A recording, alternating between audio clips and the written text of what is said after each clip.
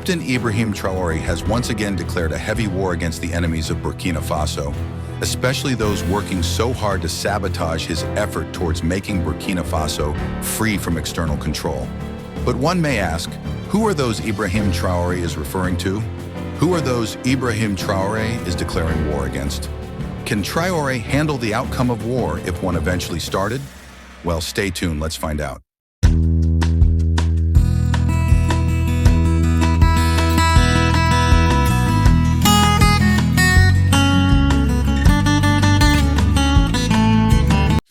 Captain IBRAHIM Traoré has taken over Burkina Faso after a coup on September 30th, 2022.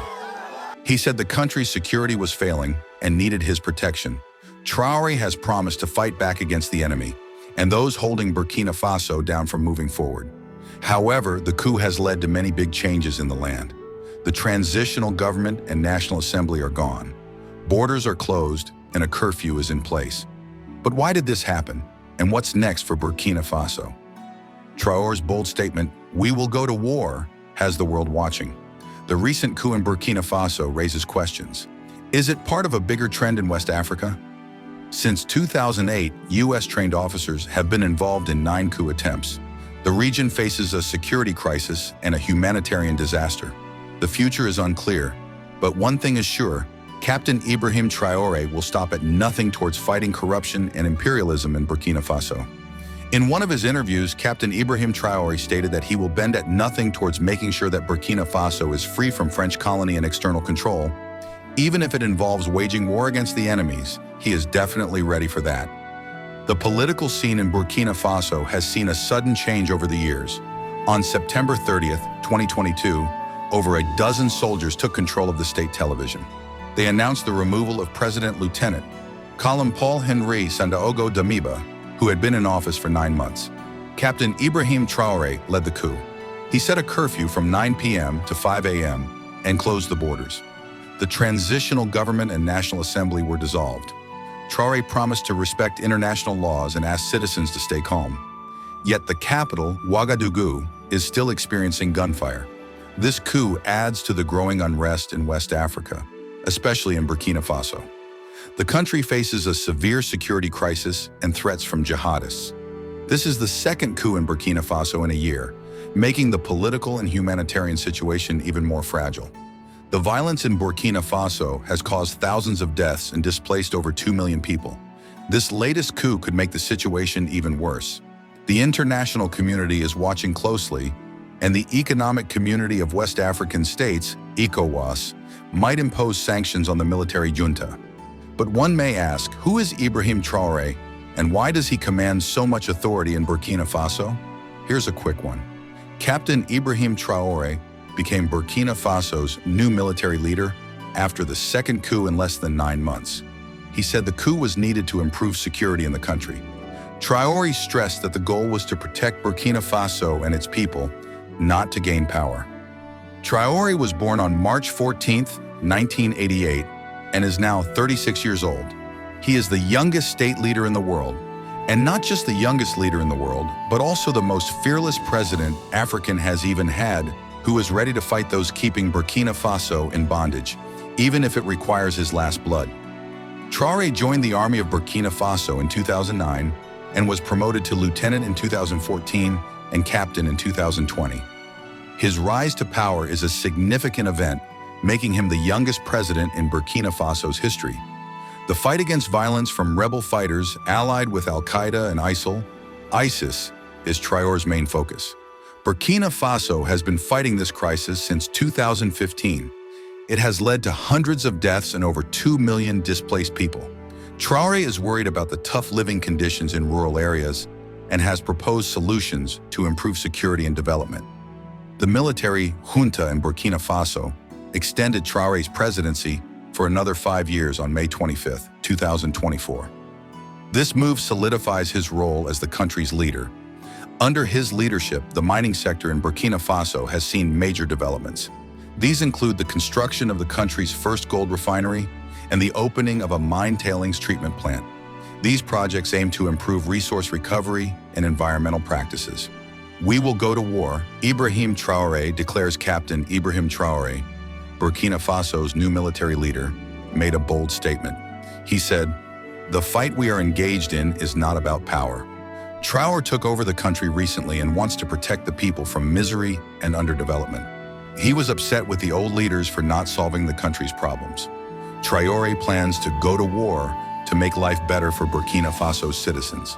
At just 34, he aims to follow Thomas Sankora's legacy and strengthen ties with Russia. Traore named Apollinaire Joachim Kielem de Tambela, a Sankara follower, as the new prime minister. This move shows his dedication to socialism and Pan-Africanism. With French troops leaving and ties with Moscow growing, Burkina Faso's future looks different. The people of Burkina Faso face a tough security crisis and humanitarian disaster.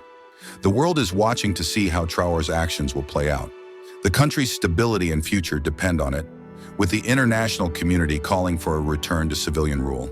The fall of Lieutenant Colonel Paul-Henri Sandaogo Damiba's regime. In September 2022, Captain IBRAHIM Traoré led a military coup in Burkina Faso. He removed Lieutenant Colonel Paul-Henri Sandaogo Damiba from power. Damiba had been in charge for just a year, trying to stop the violence but failing. The coup happened when Damiba was away at the United Nations General Assembly. He tried to save his position by asking for calm and avoiding war. But the military saw it as an internal crisis, showing deep divisions. After the coup, Traoré quickly set up a new government. He held a 2-day forum to choose him as the transitional president. The new government has a prime minister and up to 25 ministers, including 3 military officers. The coup has made Burkina Faso's security and humanitarian situation worse. It led to 1,500 violent events and 3,800 deaths in 2022. About 2 million people were displaced out of 22 million. The country's economy is also suffering, with 40% of people living in poverty. Burkina Faso's problems are part of a bigger issue in West Africa. Countries like Mali and Niger face similar security challenges. The international community is watching, with France and others trying to help. Burkina Faso is also facing a rapid growing Islamic insurgency. This has led to thousands of deaths and over 2 million displaced. The failure to stop this violence played a big role in the recent military coups. A recent attack on a supply convoy in Soum province killed 11 soldiers and left 50 civilians missing. This attack shows the ongoing security challenges. It likely contributed to the latest coup. The country's efforts to fight terrorism have been tough. Militant groups like JNIM and ISSP have grown strong in the tri-border area of Mali, Niger, and Burkina Faso. They have support from the community and France's pullout from Mali. The Burkina Faso military has also been accused of killing civilians. This has made people lose trust in the military and the region's security. The security crisis in Burkina Faso affects the whole region. Jihadist activities have hurt the fragile democracies in West Africa. Support for democracy has dropped from 80% in 2015 to about 50% in 2022. The international community has tried to help, with ECOWAS sanctions and the US stopping security aid. But these efforts haven't solved the conflict yet. The situation keeps getting worse, with nearly 44% of the population in extreme poverty. The political instability and the jihadist threat are big challenges for the region's future. To fix this, we need a detailed plan that tackles the conflict's roots and helps local communities. International community response and ECOWAS sanctions. The world is worried about Burkina Faso's growing political problems. The United Nations says the country needs urgent help. They want peace and unity to fight off terrorists and criminals. ECOWAS, a group of 15 West African countries, might take action. They have stepped in before when things got tough. Now they might put economic sanctions on Burkina Faso. These sanctions would hurt Burkina Faso's economy a lot. The country is already facing big security and humanitarian issues. Everyone hopes for peace and a better future for the people of Burkina Faso. The recent coup in Burkina Faso is part of a bigger problem in West Africa. The area has seen many military takeovers. This has raised big worries about the health of democratic systems.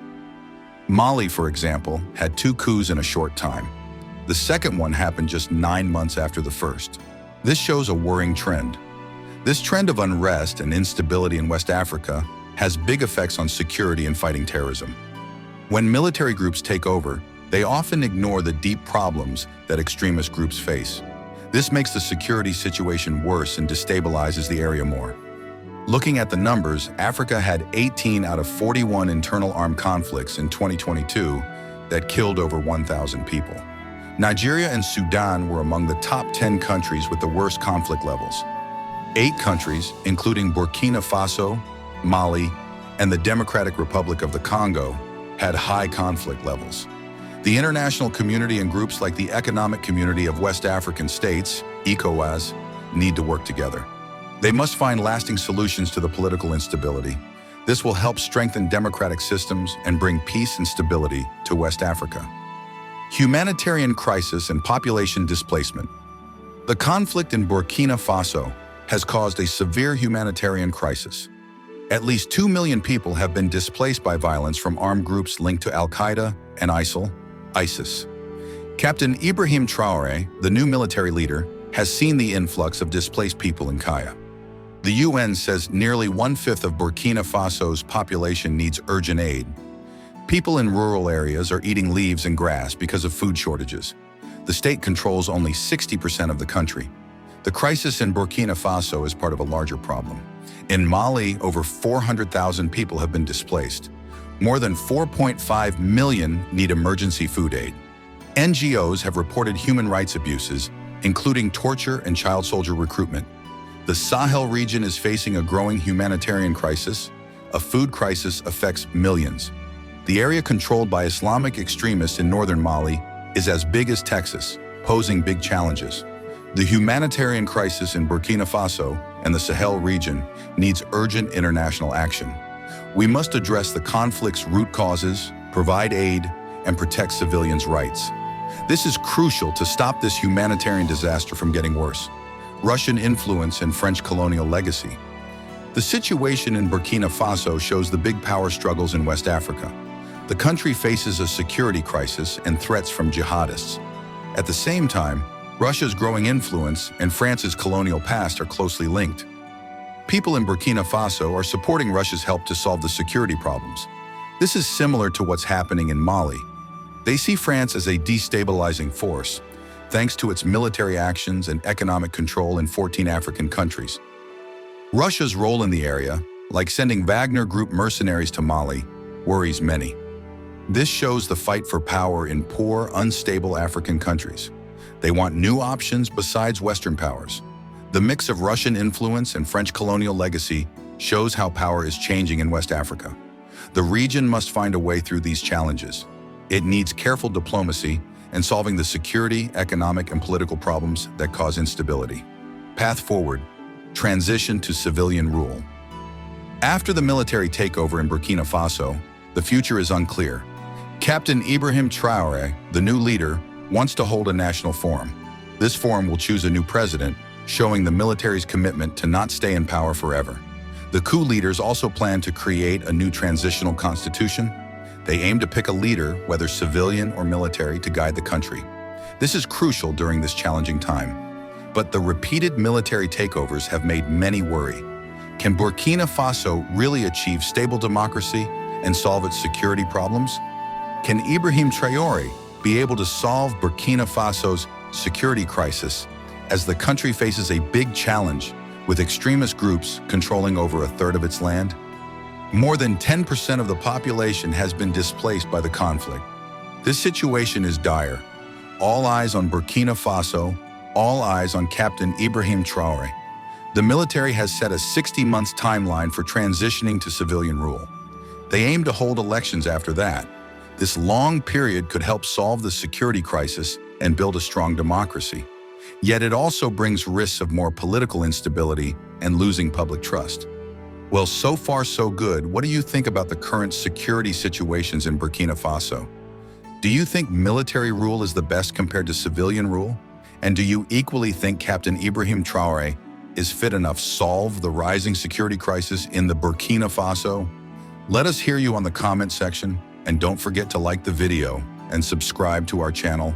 Thank you for watching.